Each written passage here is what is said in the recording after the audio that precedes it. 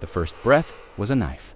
Not sharp in pain, but so cold it felt solid, turning instantly to ice on the inside of his nostrils. Batolga opened his eyes slowly, the thin crust of frost on his eyelashes crackling with the movement. Outside the small tent, there was a quiet that was deeper than usual. The generator, usually a steady rumble, was silent. It had died sometime in the night. The air inside the tent was still, a heavy, unmoving presence. He could hear the tent fabric itself, stretching and contracting in the extreme cold, a sound like tiny glass shards shifting, -71 degrees Celsius. He knew it without needing to check his small thermometer. This was the coldest night. The stillness outside felt unnatural. No wind, not even the whisper of snow shifting, just a profound, heavy silence that pressed in, holding its breath. Batolga pushed himself up, the reindeer skin sleeping bag crackling around him. His breath plumed white, turning to tiny frost flowers on the tent fabric. He lit the small oil lamp, its faint glow pushing back the deep shadows. The first task was always the same. Check the temperature log. -71 degrees. He wrote it down with a lead pencil, his fingers stiff. Then, the ice. He scraped frost from the inner tent walls and from the clear ice block he kept from melting. A tiny flame from his spirit burner would begin the slow thaw. He moved with practiced slowness, each breath a cloud of mist, conserving every bit of warmth. The rifle lay by his side, a dark, heavy shape. He touched its cold metal stock, checking it was free of ice, a simple, habitual gesture ingrained by many harsh winters. But as he worked, the profound silence from outside pressed in. It was not just quiet. It was a stillness that felt like a held breath, heavier than any windless day. No whisper of air against the fabric. No distant groan of shifting ice. It was too quiet. The air itself felt thick, heavy, as if the cold had solidified it. A strange awareness, a subtle shift in the world's balance, began to settle. He finished his simple meal of dried meat and melted snow. The profound silence outside deepened with the approaching evening. A vast, still blanket. Batolga felt the quiet settle around his small tent, almost a physical weight. Then, a single, drawn-out howl drifted across the frozen expanse, clear and long in the still air. It was a familiar sound, a marker of the wild. He moved to the tent flap, his movements slow and deliberate.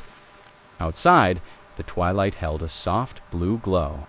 He saw fresh paw prints pressed into the snow near his camp, a clear message.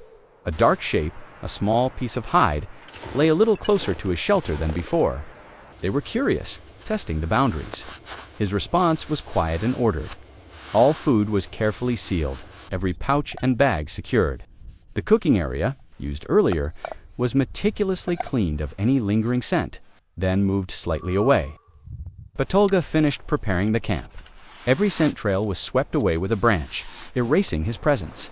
The small hand flare, a point of intense light, rested ready by his sleeping mat. He started a new rhythm, short bursts of sleep, then waking to listen. The dense, still air carried every sound, magnifying the creak of the tent fabric, the distant sigh of shifting ice. The intense, cold hardened everything. The tent's canvas walls crackled like thin ice. Becoming brittled at 3 in the morning, the heavy silence seemed to thicken, a different pressure. He sensed movement at the edge of his headlamps, faint reach, dark shapes, glimmers of eyes reflecting the dim light, then vanishing. He moved slowly, pulling the flare free. With a firm motion, he fired it into the blackness. A searing flash erupted, turning the snow a blinding white. For a heartbeat, it revealed a ring of silent, watching forms, their breath pluming white in the extreme cold before they dissolved back into the deep shadows. The light faded quickly, leaving the dark even deeper. The profound silence returned, holding a new, unsettling weight. With the first pale hint of morning, Batolga stepped outside. New tracks, sharp and deep, marked the snow. They had come closer, much closer than the previous night, their paths circling his camp in a tighter, more deliberate pattern. They had stood, silent, watching. The deep cold was a tireless enemy. Heavy fuel canisters, once flexible, were now rigid, brittle shells, showing tiny stress cracks. The tent fabric, stretched taut, began to fray and split where it met the poles. The radio antenna, a thin reed of metal, had snapped. Batolga warmed the connection with his breath. then bound it with sinew to a small whittled bone, crafting repair, a small victory against the cold. Heavy fuel canisters, brittle, showed hairline cracks. He wrapped them in thick felt and leather, a slow. His breath turned to ice on his eyebrows, a constant, sparkling fringe. Every movement was measured, deliberate, eating melting ice from the inner tent. Repairing a fraying seam with bone, needle, and thread, survival became a quiet, mechanical rhythm.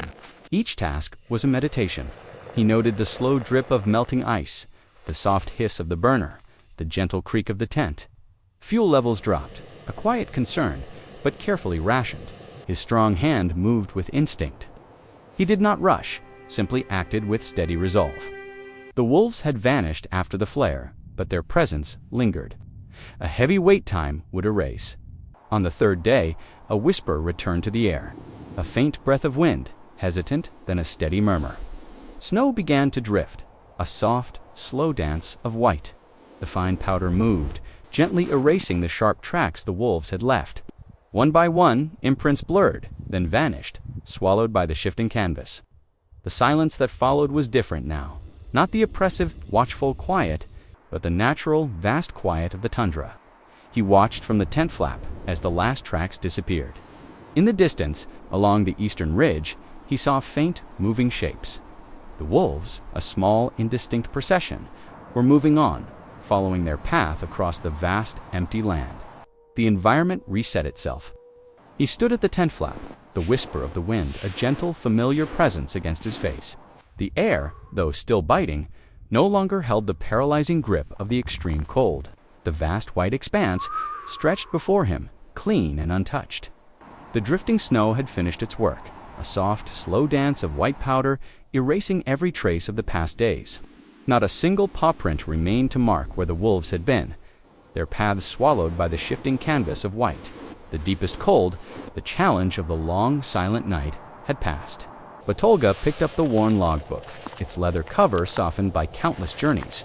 Its heavy pages held the precise record of the cold, the quiet struggle, and the constant vigilance.